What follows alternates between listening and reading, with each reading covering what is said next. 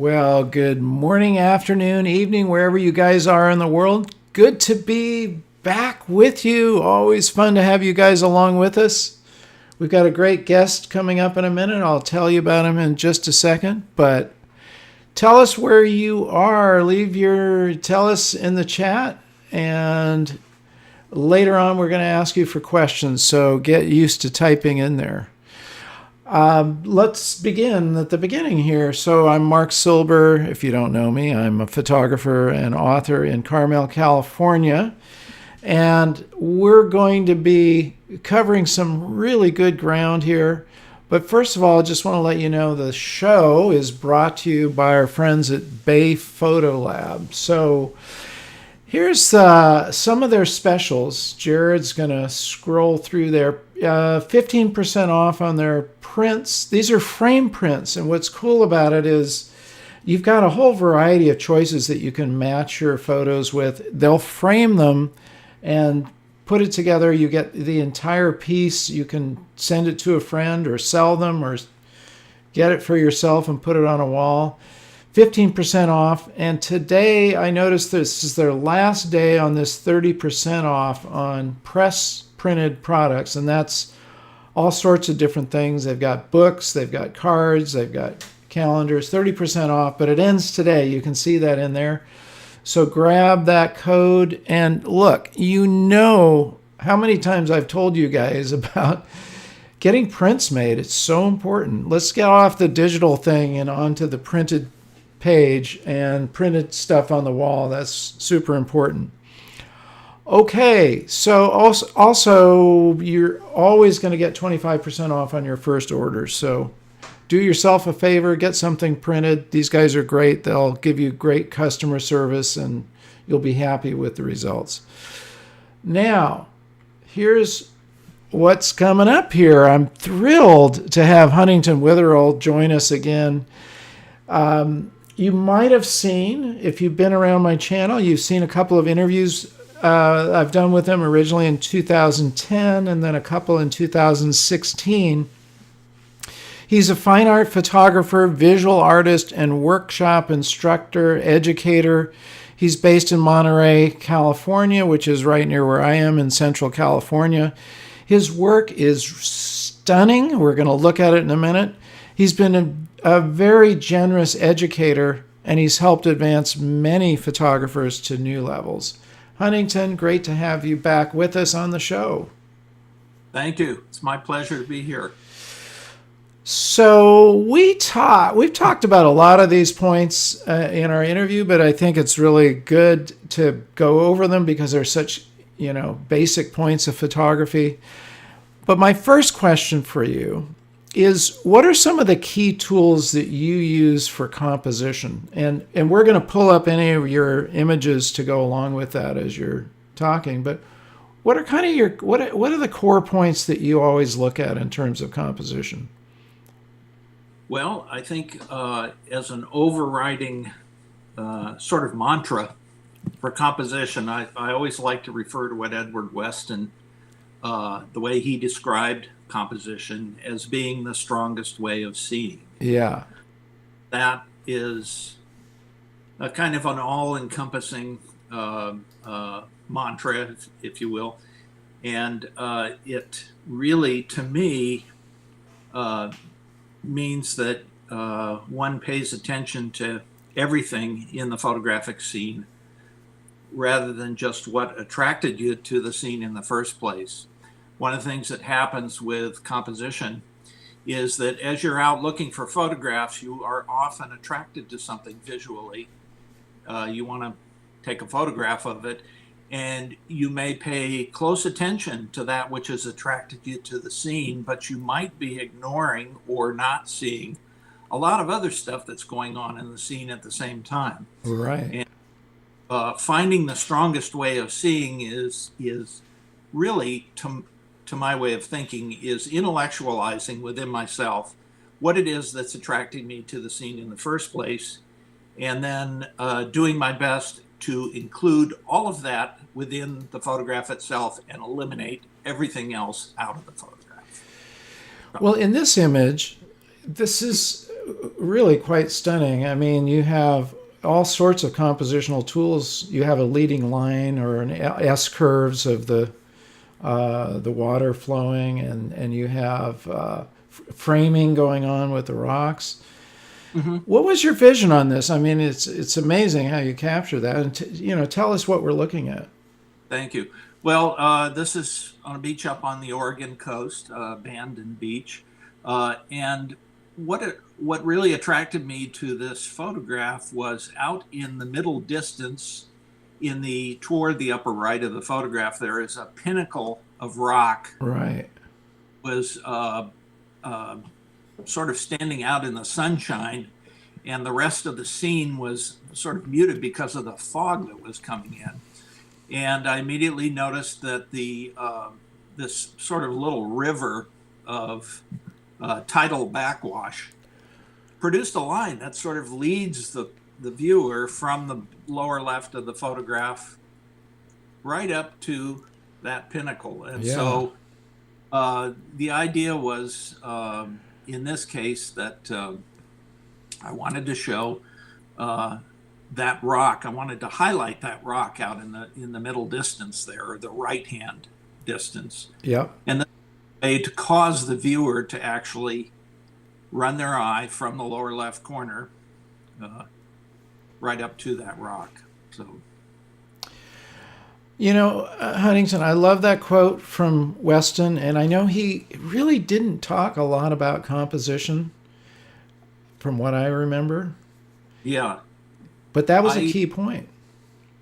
Well, I'll tell you, I would like to encourage your viewers, of course, to go out to my website. I have an article out there that I recently wrote. This is now maybe a year or so ago, called "The Strongest Way of Seeing," Right. and an article about composition. And when I first set out to compose that article, I did a little research into what Edward Weston actually had to say about composition, and there are quite a few quotes that pertain to composition that Weston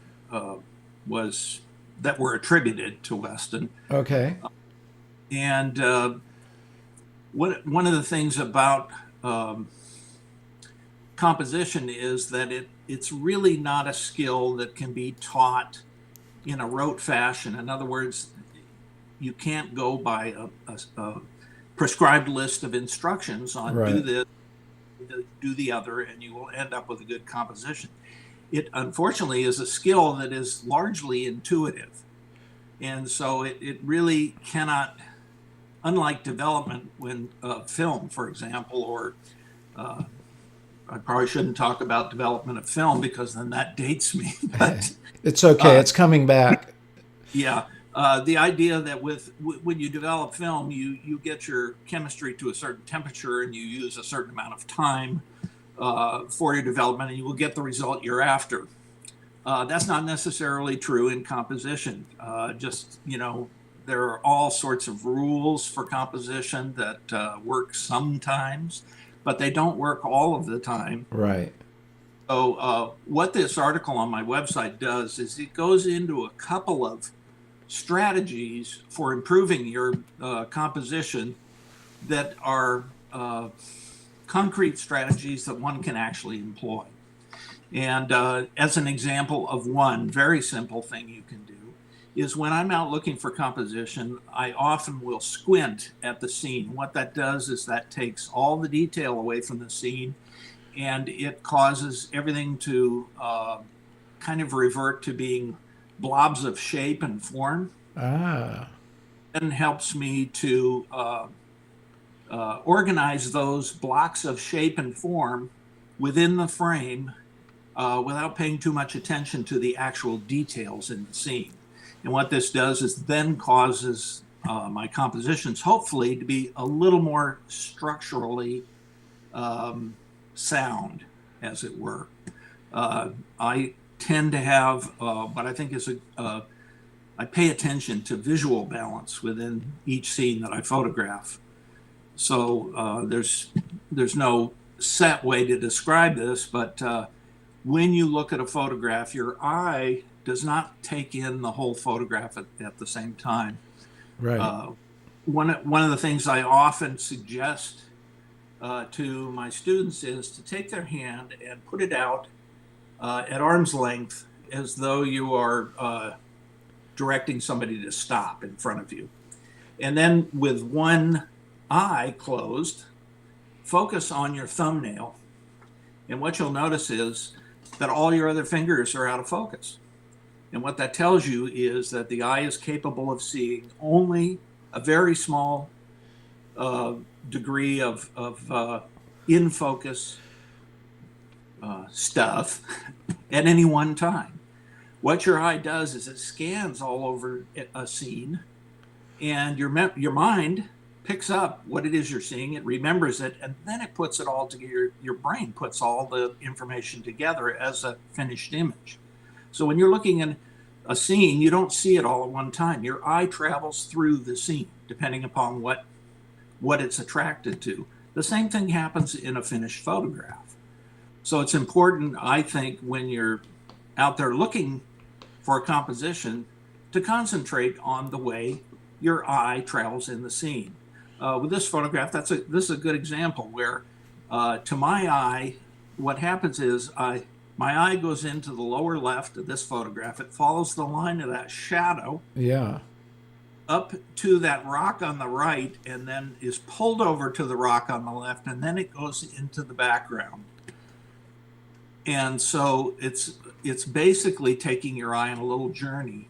And there is a thing that I call orchestrating the way your eye travels through a photograph. That's what composition is to me, is to arrange the scene in such a way that you in a sense control the way the viewer actually views the image. In what order do they see things? In other words, do they see this first? Do they see that second?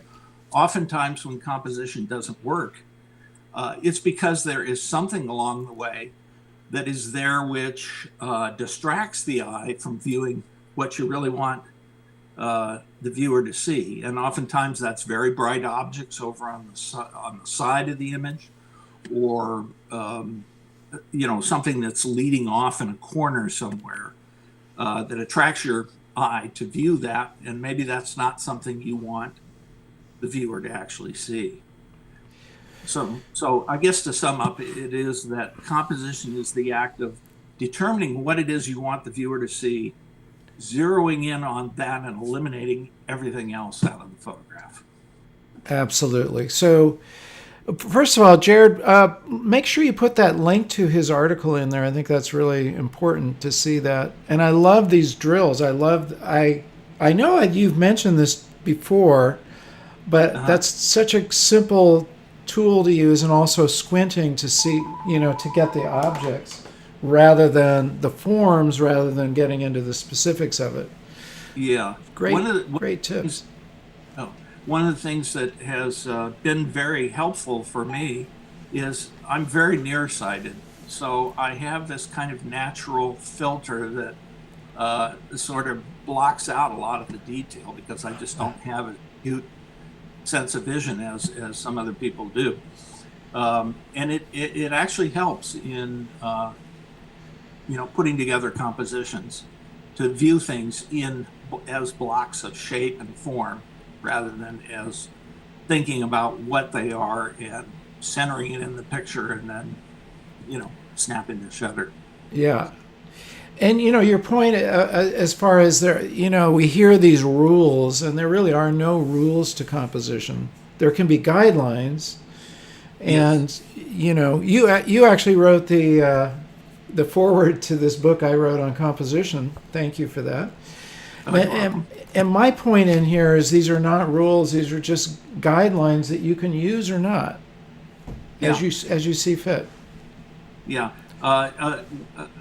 I'm going to butcher the quote, but there is another quote from Edward Weston in terms of composition and this very issue, and that is that if you use the rules of composition, you're going to end up with I started this and now I can't remember. I kind of remember it too. We could probably even Google it and bring it up. It's what you end up with is a cliche. It's true, isn't it? cliches is to avoid the rules of composition, because using those rules will inevitably end up leading to a lot of cliche compositions. The S curve, Yeah. the divided by thirds, all that kind of stuff is useful and can help you in a certain compositional sense, but it's not the end all and be all. Another thing I think your key point is it is not a rote thing. It isn't, you don't stamp out, okay, I'm going to put this guy exactly in the rule of thirds, or it doesn't work that way. Exactly. It's one of the reasons that if you put two photographers in the exact same spot and have them photograph the exact same thing, their photographs are going to look completely different. Exactly. So they just won't be the same. Sorry. Oh, I just said too many variables. There are too many variables in order for two photographers to get the exact same results. Exactly. How about lighting? What are some of the key points that you look at with your lighting, your natural lighting? Well, one of the key points with natural lighting is, of course, that the only control you have over it is to wait until it's correct before you press the shutter release. Yeah.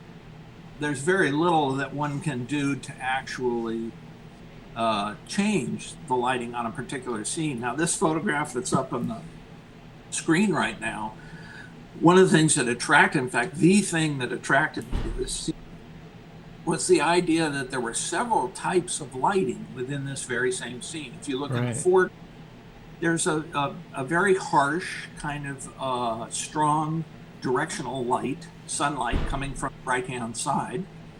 And as you go toward the background, it becomes a very soft and sort of high-key lighting situation in the trees and the ridges receding in the background.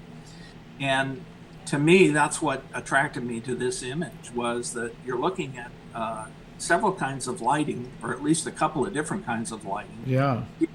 In the same scene. And so it was the light that really directed me toward the scene itself, and then the composition, trying to balance out these shadow forms and the rocks and the tree and ridges in the background. That was really where the composition comes in. Excellent. So you get a kind of a merging here of lighting and composition, obviously working together in a photograph. Right. And the thing with light is you come back 5 minutes later and this scene doesn't exist because the light has changed, and so it really is the light dictates the image more so than anything else in photography. It is really about light. Jared, why don't we look at some of his other, let's bring up a couple more and take a look at we can, frankly, we go back and forth between lighting and composition. This is an amazing, what's the story here? Well, this is a traveling along the Green River, heading from Interstate 70 toward Moab. Oh, yes, I've been there. A place called Fisher Tower. Those pinnacles in the center of the image are Fisher Tower, and from quite a ways upriver with a fairly long lens, I was able to get this scene, which I think includes, I think it's the La Salle Mountains in the background. At any rate, the idea of these sort of repetitive receding lines, and again, the differences in the quality of light between the foreground and the distant ground is, to me, what attracted me to photograph this scene. Yeah. Now, I have a question. When obviously you shoot both black and white and color, right? Was this a digital image, or was that Yeah. Okay. Yeah, this was, I worked with a view camera, 5x7 view camera, for about 35 years, between 1970 and 2005. So that would be 35 years. Wow. Then between 1990 and today, I've worked with digital cameras.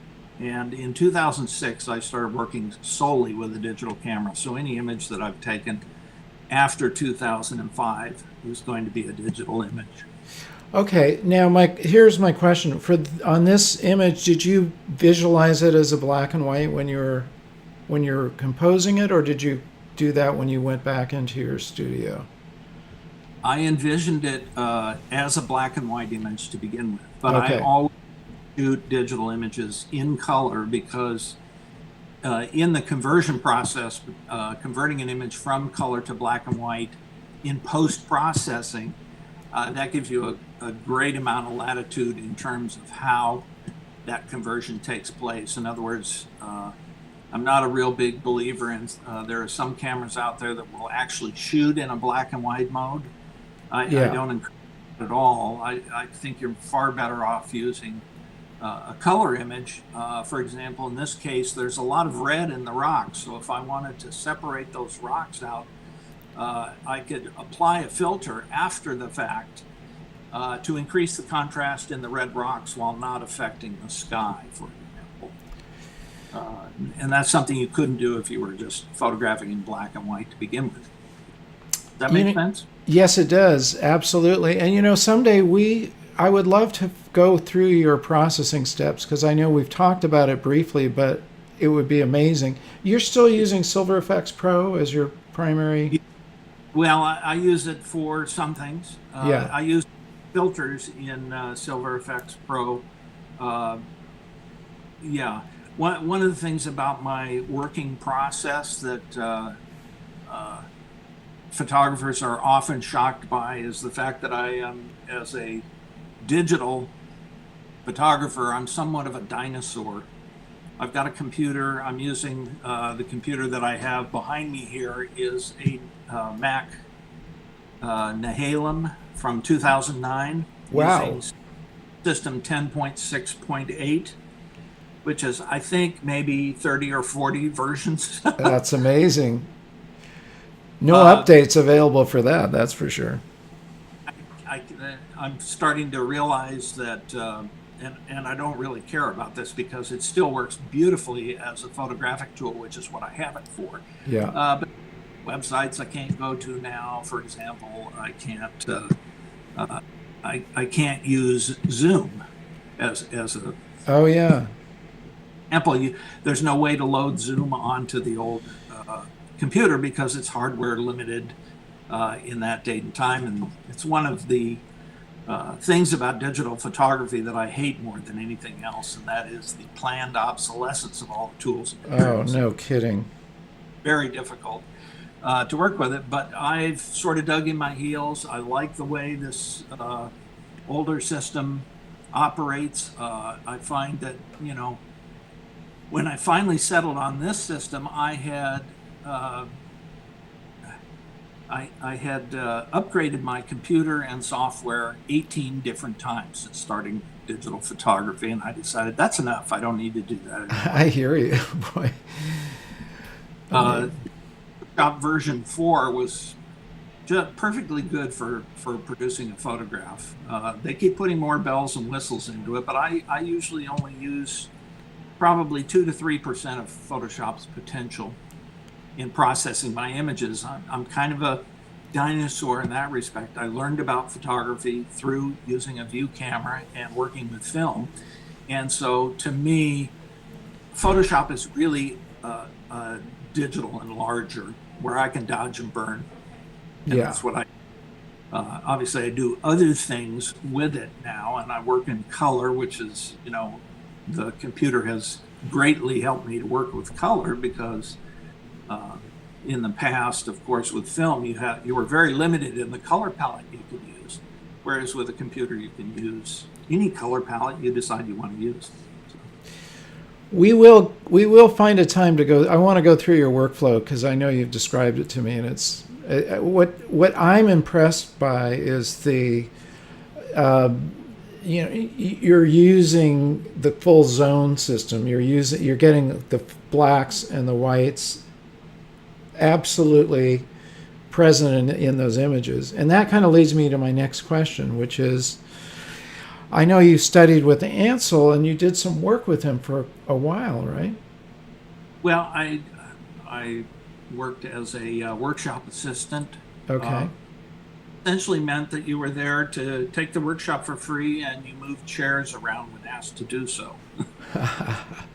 So I was not a personal assistant to Ansel, but I did attend a number of Ansel Adams workshops in the early '70s, and I knew him and knew his wife quite well, and so he did have an influence on me, no question. What would you say are some of the takeaways? What are some of the key points that you, from your experience working with him and being around him in his workshops, that really stand out for you? Uh, well, I think what stood out for me the most was his attention to detail. Mm-hmm. Uh, when you're dealing with photography, I think when you're dealing with any aspect of life, or light, it's the details that make all the difference.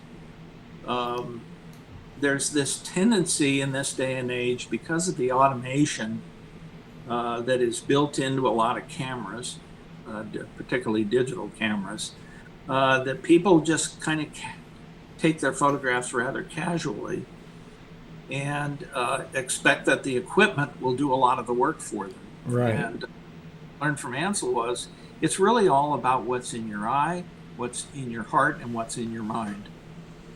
That's what makes a great photograph, is bringing to bear all of those facilities, which include, emotion, but also attention to detail and craft. Uh, Craft, I think, is a very important part of photography. And when I produce a photograph, it's important to me that if I want people to be able to see the details in the dark areas of the photograph, I'm not going to produce a print that has solid blacks throughout the print. Yeah. You have solid black or you have pure white.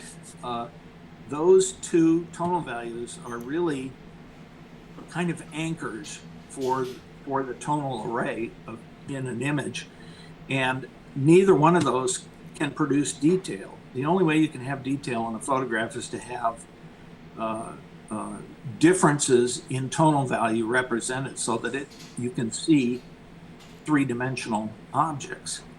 For example, as we're looking at this image of the mountain here in the lower left, there's detail throughout all those dark areas in that I lower see part. that.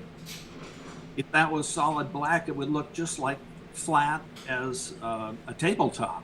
Right. There would be no undulation or dimension to it. Same thing with the clouds. If the clouds are pure white, they're just flat like paper, and they don't produce any kind of a third dimension. So anyway. Yeah, this is a wonderful image. Where was this captured? This is in the San Juan Mountains, Okay. Mechanics, in Colorado. And it just happened that this lenticular cloud had been kind of hanging around. And when I stopped, a great gust of wind came up, apparently from the back of the mountain, and blew that cloud up. Amazing. Yeah, it was. I've also got a panorama that I did of the same, of roughly the same time. That it was just a magical scene. Fantastic. Thank you. Attention to detail, and I love what you said about, we have all these technical points of cameras and development and whatnot, but really it comes back to what you see, what you felt. I know Ansel quoted that from Alfred Stieglitz, who was kind of a mentor for him, right? Yes. You Yeah. see something that excites you, and you try to convey to the viewer what you saw and felt, not just saw, right? You get that emotion in there too. Right. I think one of the things Ansel was quick to point out was that if you take his photographs and go back to the actual spot where he stood and made the photograph, uh, they probably wouldn't be very interesting to look at, the scenes themselves. Yeah. It's able to do by transforming those images from what the human eye sees in the scene and what the photographic process can do in order to enhance the internal contrasts and that sort of thing. So often, if you went to the place where Ansel had actually stood and taken some of his most famous photographs, you wouldn't even recognize it. You would look at the scene, you go, "Oh, this doesn't look like anything he photographed." But the fact is, it was what he was able to do to transform that scene into a photograph that made his work so special. Yes, we actually have a video of Michael Adams talking about the moon over New Mexico, Hernandez, and he showed the original negative, which was very flat. Right. And Ansel really had to work on it in the darkroom, because if he just printed it flat, it hardly would have looked like anything interesting at all. Yeah, well, that's an excellent example. The thing that would kind of put it over the top for me is he could probably go through 90% of his work, and he could explain, if he explained to you or was able to explain to you, which he did in a number of ways. Most all of his work was equally a departure to that Moonrise Hernandez, New Mexico. So interesting. And I think one of the keys with composition and with photography in general is to learn how to see as your camera sees. And basically what this means is that you're taking the time to pay attention to what it is that you're photographing, enough that you start to learn that, number one, the camera does not see like you see. A perfect example of this is you can go out on a bright and sunny day. It's not necessary. It's great to the eye, and we love to see a nice, bright, sunny day, but that's not necessarily the best light for the camera to see. And so learning to see as the camera sees then enables you to take a scene and understand how you can translate that through the photographic process in order to produce a photograph that has the emotional content and visual content that you desire. Absolutely. Why don't we take up some questions? We've covered a lot of ground here in a short period of time, and these are really key points. And I've seen a couple come by. One I saw here a moment ago is, are you still using the darkroom? In terms of the wet darkroom, no. Right. I haven't. A wet darkroom. The last time I made a film negative was in 1995. Is that right? Wow. I made a silver gelatin print was in 2005. So I'm strictly digital for the last however long it is now. That's a while. I'm with you.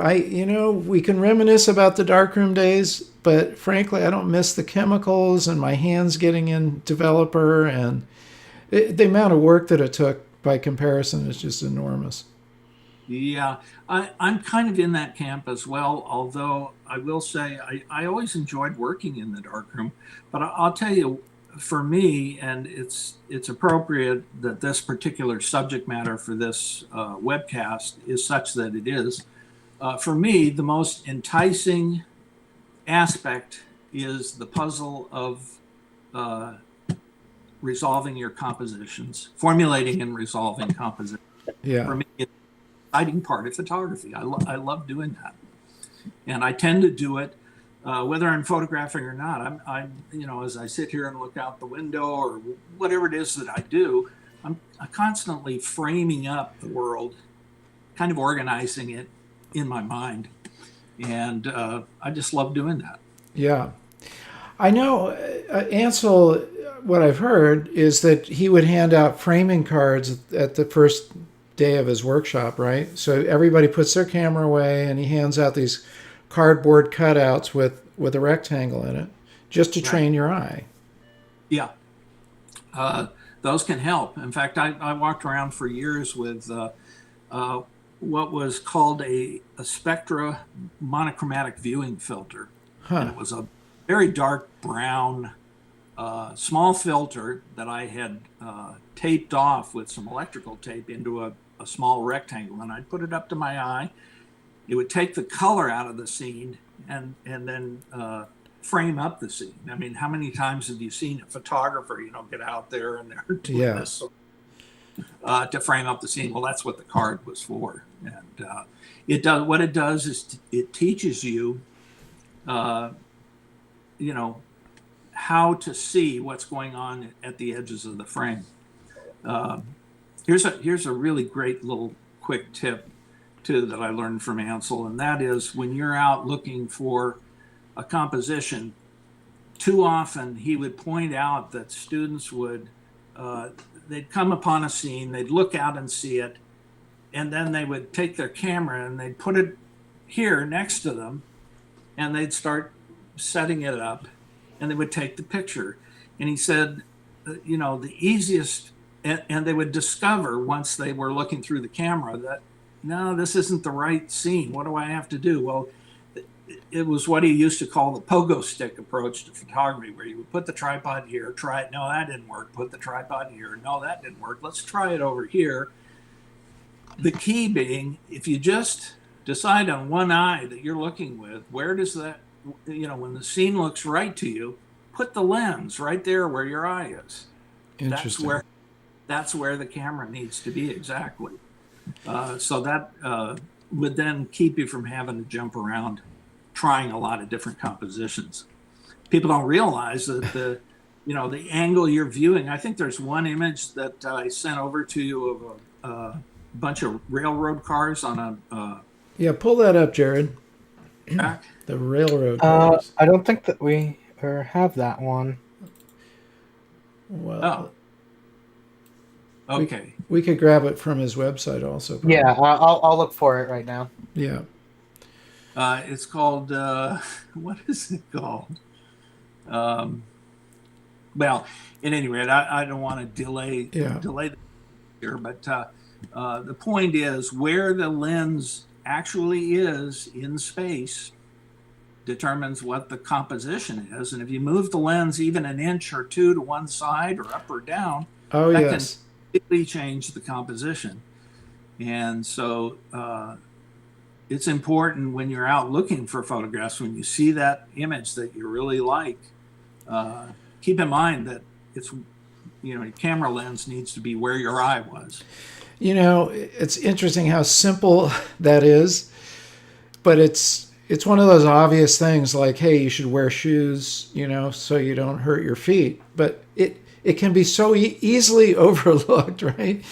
Yes. That you don't want the camera running the shoot. You're the one, it's your eye, and you're in charge of where the camera goes. But it's what you're seeing and your perspective. He describes that, it's interesting in his book where he talks about making 40 photographs, I think it is. And he talks about how he visualized various shots like the moon over Half Dome, that it all came from his vision. And then the lens, the focal length that he chose, and he tried a couple of different focal lengths. He tried a couple of different camera angles until it really matched his vision. Mm-hmm. And, that's the process. I used to take those cards that he would hand out at his workshop, and depending upon how far from your eye you put it, if you wanted to get the effect of a telephoto That's lens, right. you take and do this and put it out at this distance, and then that would be a certain focal length. Or you put it up here, and it's a different focal length, a little wider. So you could actually, without having to set up the camera and change lenses all the time, you could figure out exactly what you needed just by using that little card. And that's why it was so effective. By the way, you guys, I have a mock-up of that card that I don't know if Jared can find it, but we'll put it in the description. So you can actually print one out. It's really simple. You just put it on a cardboard, 3x5 or a bigger cardboard. I tend to just do this now these days because you always have your hands with you, What I normally do also when I'm composing a photograph, there's always some form of cropping that tends to go on. And the reason for this is that not every natural scene on the planet fits into the 8x10 format. Yeah. It just some scenes require a little bit more this way, some require a little bit more this way. So when I'm composing the images, I use the lens or the point of view, which produces the image right out to the edge of the frame, depending upon which is the larger of the two, in terms of whether it's the top to bottom proportion or Right. the left.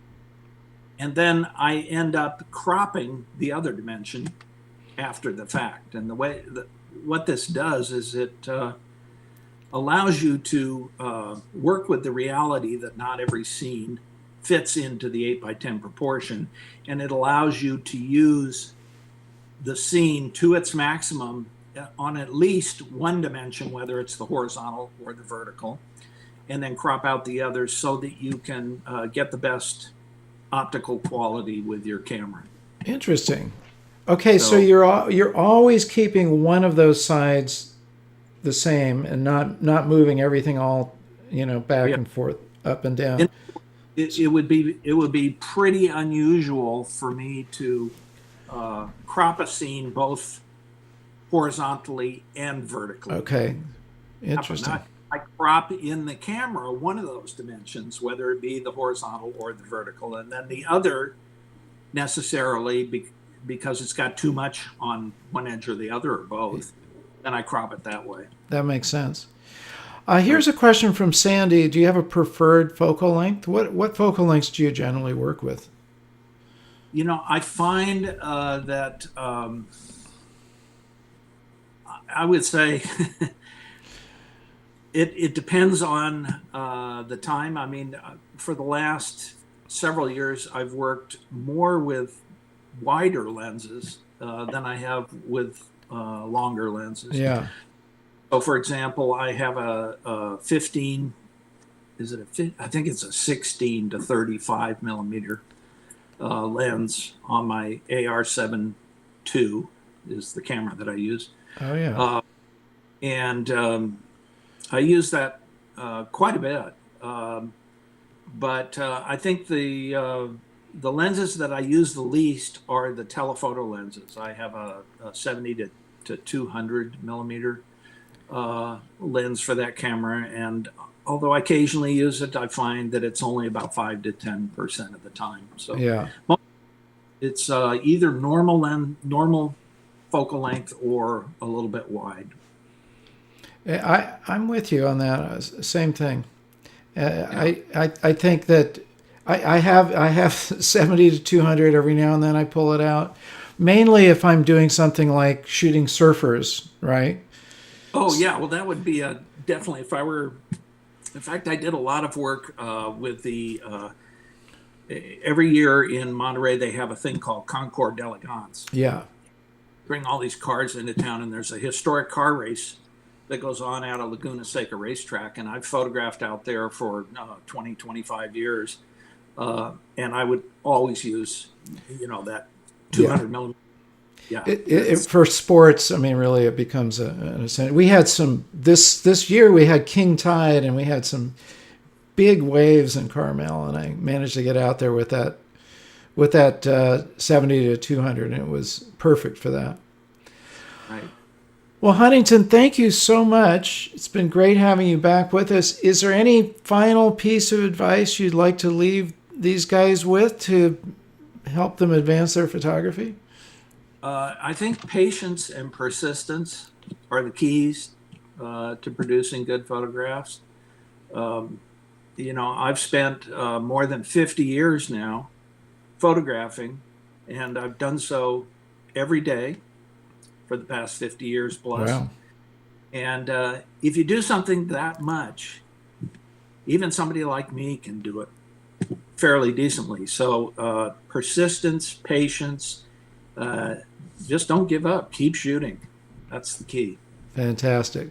Thanks again for joining us. It's always a pleasure, and we will have to get inside your digital darkroom one of these days and see what your process is. Okay. I invite you to do so. Thank you so much. Okay. Thank you, Huntington. Fantastic.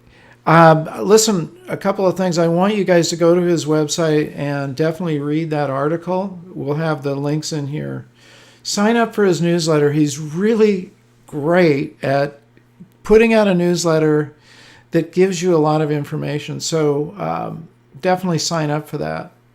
And also, we've got other interviews that I've done with him over the years. I highly recommend it. Somebody asked, what's a good book on composition? Well, look, I got one right here. The reason why I think this is a good book is because it isn't about rules. There's no laws.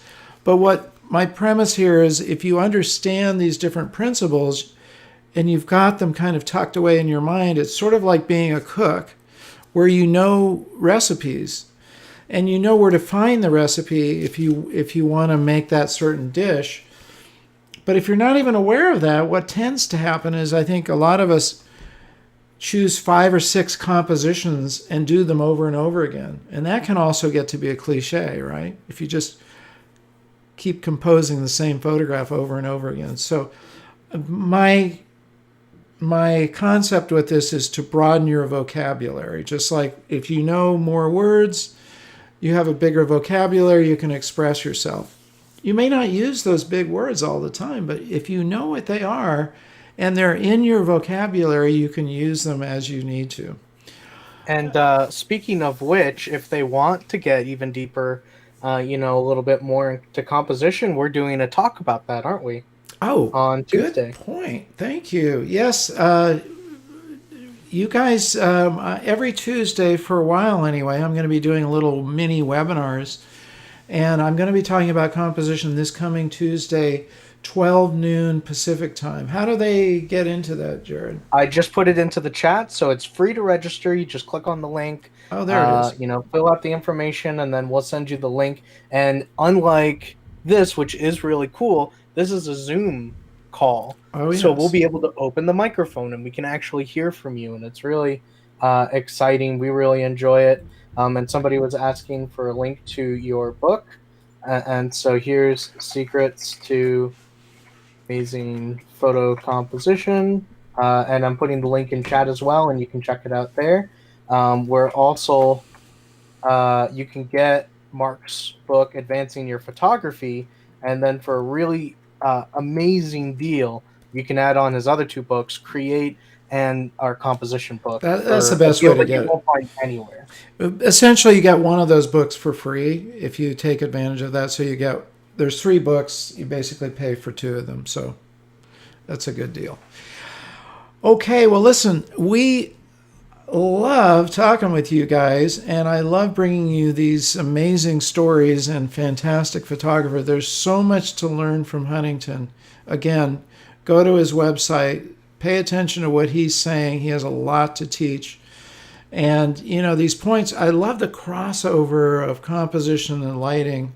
And also, this simple drill of holding your hand up, focus on your thumb, and make sure that you're composing your photograph so that your eye is going where you want the viewer to go. Very powerful points. All right. Well, I should have pressed this button earlier in the broadcast, but make sure you guys do subscribe and enable the bell so you don't miss anything. You're going to see a lot more stuff coming from us. One of the things we're doing is a lot of shorts. We put up one yesterday where you're going to see more short little clips that, can help you on an immediate basis, move to that next level, a tip or whatever. And come to my webinar. Remember, you guys, to get out and capture your own images of light.